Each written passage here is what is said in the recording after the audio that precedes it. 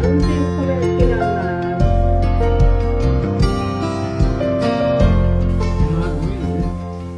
নমস্কার, আমি অর্থি। অল্প করে গল্পর নতুন একটি ব্লগে তোমাদের স্বাগত। আশা করি তোমরা খুব ভালো আছো। সকালবেলা হঠাৎ করে মা বলল যে মানকচুর তরকারি বানাবে। সেই জন্য বাবা বাজার থেকে নিয়ে চলে আসছে একদম টাটকা টাটকা মানকচু। মানকচু কাটা ধোয়া সব কিছু হয়ে গেছে। এবার মা সেটাকে একটু ভাপিয়ে নেবে, এই ধরো 5 মিনিটের জন্য। অবশ্য বাবা মানকচু নিয়ে আসার পর রান্নায় একটু ডিবেট ছিল যে মানকচুর তরকারি রান্না হবে না মানকচু বাটা। আসলে কিছুদিন আগে আমি একটা মুভি দেখেছিলাম, ইন্দুবালার ভাতের হোটেল। সেখানেই দেখেছিলাম মানকচু বাটা, যা দেখে আমারও খাওয়ার ইচ্ছা হয়েছিল। তাই মাকে বলেছিলাম মানকচুর বাটা বানাতে। কিন্তু বাড়ির সবার যখন ভোটিং নেওয়া হয় তখন মানকচুর তরকারি জিতে যায়। গল্প করতে করতে আমাদের মানকচু কিন্তু সেদ্ধও হয়ে গেছে। মা এবার মানকচু থেকে জলটা ঝরিয়ে নিল।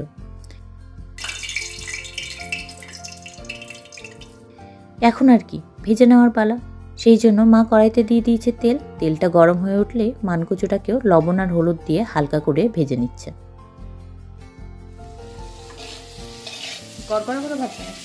না না 2-3 মিনিট ভেজে নেওয়ার পর আমাদের মানকচু ভাজা হয়ে গেছে।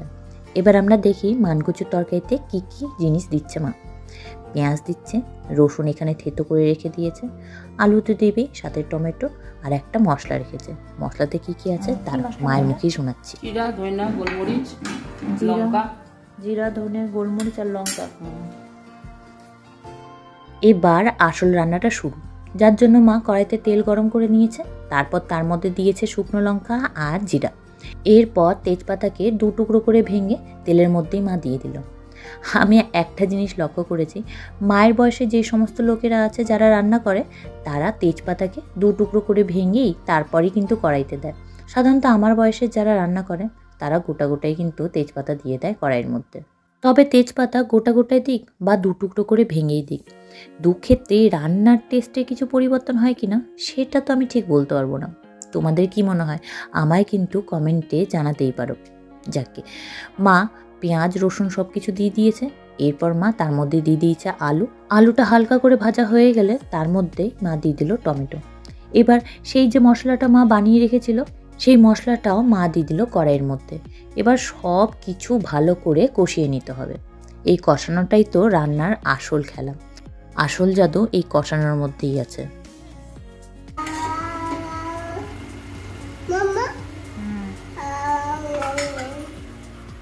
মা রান্না করছে, আমি ভিডিও করছি, মাঝে মাঝে মাকে হেল্পও করছি। আর তার মাঝে ওমবাবু এসে ওমবাবু কিন্তু তার দুষ্টুমি করেই যাচ্ছে। যাকে গল্প করতে করতে মা তার মধ্যে দিয়ে দিল মানকচু। এবার মানকচু সহ সমস্ত কিছু ভালো করে আবার মা কষিয়ে নিচ্ছে। আর এক পাশে মা বসিয়ে দিল গরম জল। এই গরম জল কিন্তু মা দিয়ে দিবে এই সবজির মধ্যেই যখন কষানো হয়ে যাবে। তুমি রান্না করবা? রান্না করছি। চন্দ্রবাবু দারুণ টেস্ট হবে আজকে রান্নার। চন্দ্রবাবু কি করছিস বাবা? কি করছিস? বলো রান্না। রান্না বলো রান্না করছি ঠাম্মির সঙ্গে।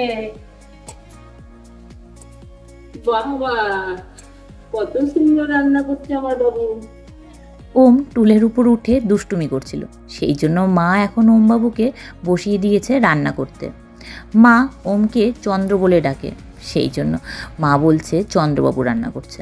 আমার ওমের কিন্তু অনেকগুলো নাম আছে। এখানে যখন আসে তখন যেমন চন্দ্র বলে ডাকে, ঠিক আমার বাপের বাড়ি যখন যায় তখন বলে অরণ্য। যাকে গল্প করতে করতেই আমাদের মশলা কষানো হয়ে গিয়েছিল, তাই মা গরম জলটি দিয়ে দিল তরকারির মধ্যে। এবার আলু কচু সমস্ত কিছু সেদ্ধ হয়ে যাওয়ার পালা। ওমবাবু এতটাই দুষ্টুমি করছিল যে আমি তাকে বাইরে পাঠিয়ে দিয়েছিলাম তার দাদার সাথে খেলতে। বাইরে যখন এসেছি তখন দেখছি ওম বালতির মধ্যে বসে আছে আর তার দাদাই একটা দড়ি ধরে বালতিটা টানছে।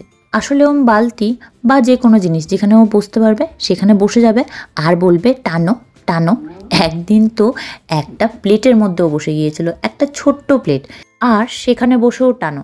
এই দেখো দুষ্টুটা আমার কাছে আসছে দেখে একটা চোখ বন্ধ একটা চোখ খোলা, কত কি যে অভিনয় করতে শিখেছে।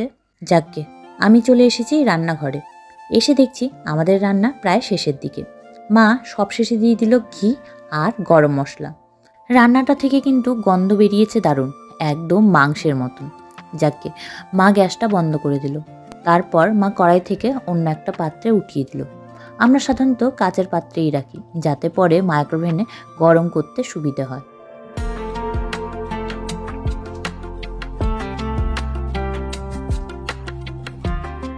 এই তরকারি ছাড়াও মা বানিয়েছিল অনেক কিছু, যেমন এই মাছ ভাজা। আরও কি বানিয়েছিল তোমাদের দেখাচ্ছি, দাঁড়াও। এখন দুপুরের লাঞ্চের সময়। আজ আমাদের অনেক রান্না হয়েছিল, যেমন এই মানকচু যেটা তোমরা দেখলে, তাছাড়াও হয়েছিল এই ভিন্ডি ভাজা, বথুয়ার শাক। বথুয়ার শাক আমার শাশুড়ি মার খুব পছন্দের একটা শাক। তাছাড়া হয়েছিল সজনা, করলা, আলু, টমেটো দিয়ে এই সবজিটা আমার আর বাবার দুইজনেরই খুবই পছন্দের একটা সবজি। আর সাথে হয়েছিল মাছ ভাজা। এতগুলোর মধ্যে কোনটা ভালো লাগছে সব থেকে খেতে আজ? কোনটা? এটা সজনার ইয়ের তরকারিটা? আচ্ছা, আর মানটা কেমন হয়েছে? মানটা আমি কমই খাই। ভালো হয়েছে। দুপুরবেলা খাওয়া দাওয়ার পর মায়ের মুখে শুনলাম কিছু গল্প। এটা আমার বড় ননদ সারথীদির কাছ থেকে শোনা গল্পটা। এটা নাকি সত্যিই ঘটনা, ওই সারথীদির কলিগের বৌদির জীবনের গল্প এটা। তো ওই দিদি একদিন গল্পের ছলে এসে আমাকে বলছে, জানো নমিতা, ওই বাড়িতে ওই ইসের দিদি বৌদি বলছিল যে কি কলকাতা ঘুরতে যাবে। তাই কলকাতা ঘুরতে গেছে। কলকাতা ঘুরতে গিয়ে ওখান থেকে কালীঘাট গেছে। কালীঘাটে মন্দির টন্দির মাকে দর্শন টর্শন করে পূজা টুজা করে নিয়ে ওরা এই আশেপাশে ঘুরছে। তো কালীঘাটের আশেপাশে তো অনেক দোকান আছে। দোকানে ওপরে দেখছে যে পিতলের একটা গোপাল সাজানো। ওই গোপালটা ওই বৌদির দেখেও খুব পছন্দ হয়েছে। গোপালটা কিনতে গেছে। তো ওই দোকানদারের সঙ্গে দামে পড়তায় মিলছে না। ও দিবে না আর এও এই দাম বলছে, বৌদিও সেই ওর দামের সঙ্গে মিলছে না। তো ওরা ঠিক আছে, না দিবেন, আমি চলে যাচ্ছি। তো যাই হোক, যথারীতি বৌদি তো হেঁটে চলে গেল। গোপাল ওই দোকানদার গোপালটাকে বসাতে যাচ্ছে যেখানে বসানো ছিল, সাজানো ছিল ওর দোকানে, কিছুতেই আর ওখানে সেটিং হচ্ছে না। যতবার বসাতে যায় ততবার উল্টে পড়ে যায়, যতবার বসাতে যায় ততবার উল্টে পড়ে যায়। দোকানদার ভাবছে কী হলো রে বাবা, গোপালকে এক্ষুনি তো গোপালটা এখানে ঠিক মতো সেটিং ছিল, গোপালের এখন কেন বসছে না ঠিক মতো? 5-6 বার এইভাবে বসানোর চেষ্টা করেছে, কিছুতেই বসছে না। তখন মনে মনে ভাবলো বোধহয় গোপালটা বোধহয় এখানে আর বসবে না বোধহয়। তখন আবার ভদ্রলোক ওই যে কিনতে চেয়েছিল ওই ভদ্রমহিলাকে আবার ডেকে নিয়ে আসলো, বেরিয়ে গিয়ে ডেকে নিয়ে আসলো যে বৌদি আপনি নিয়ে যান। বলছে কেন, ওই দামেই কিনতে দেবো? বলছে হ্যাঁ হ্যাঁ ওই দামেই নিয়ে যান। আমি ওই দামেই দিবেন কেন? বলছি কি দেখেন না, এখানে গোপালটাকে রাখতে যাচ্ছি, কিছুতেই গোপাল আর সেটিং হচ্ছে না। যাই হোক, তো ভদ্রলোক গোপালটা দিয়ে দিল। ও বৌদি খুশি মনে গোপালটাকে নিয়ে বাড়ি চলে আসলো। তুমি চিনতে তাকে? না, আমি নাম শুনেছি, কিন্তু এই কলোনিতেই নাকি বাড়ি আছে। আচ্ছা, কিন্তু কোনোদিন আমি নামটাও জানি না আর দেখিও নি। তো যাই হোক, গোপাল নিয়ে আসলো, নিয়ে এসে নিজের বাড়িতে ভদ্রমহিলার এক ছেলে এক মেয়ে ছিল। তো ছেলের মতোই ওই গোপালকেও নিজের ছেলে মেয়ের মতো ভালোবেসে একটা সিংহাসনে রাখলো। যাই হোক, গোপাল নিজের ছেলে মেয়েকে যেমন খাবার টাবার দিত, সেই টাইমে গোপালকেও খাবার দিত। এইভাবেই চলছিল। একদিন কি হয়েছে, গোপাল কে নিজের ছেলে মেয়েকে বাজারে গেছে, বাজার থেকে এসে নিজের ছেলে মেয়েকে খাবার দিয়েছে, গোপালকে খাবার দেয়নি সেই দিন। দিয়ে এসে বাজার থেকে মাছ নিয়ে এসছে। তো মাছ কাটতে বসে গেছে যথারীতি। ও শুনতে পাচ্ছে, মাছ কাটার শুনতে পাচ্ছে যে কে যেন ওকে বলছে, মা আমাকে খেতে দিলে না, মা আমাকে খেতে দিলে না। ওইখান থেকে বসে বসে ও ভাবছে ওর ছেলের গলাতেই কিন্তু ডাকছে। তো বলে কি ব্যাপার, আমি তোদেরকে তো এখনই খাবার দিয়ে আসলাম, আবার চিৎকার করছিস? ও রাগ করে গিয়ে বলছে কেন আবার চিৎকার করছিস? তো বলছে না আমি তো বলিনি। ছেলে বলছে তা না, আমি তো কিচ্ছু বলিনি, তুমি তো আমাদের খাবার দিয়েই গেছো। তারপর গিয়ে আবার যথারীতি মাছ কাটতে বসে গেছে। মাছ কাটতে গিয়ে বলছে মা আমাকে খেতে দিলে না, মা আমাকে খেতে দিলে না, আবার চিৎকার করছে। তা যাই হোক, ওই চিৎকার শুনে তখন ওর মনে ওই সন্দেহ হলো, গোপাল আমাকে ডাকছে না তো, গোপালকে তো আমি আজ খাবার দিইনি। তখন তাড়াতাড়ি করে হাতটা ধুয়ে কাপড় না ছেড়েই গোপালকে খাবার দিতে গেল।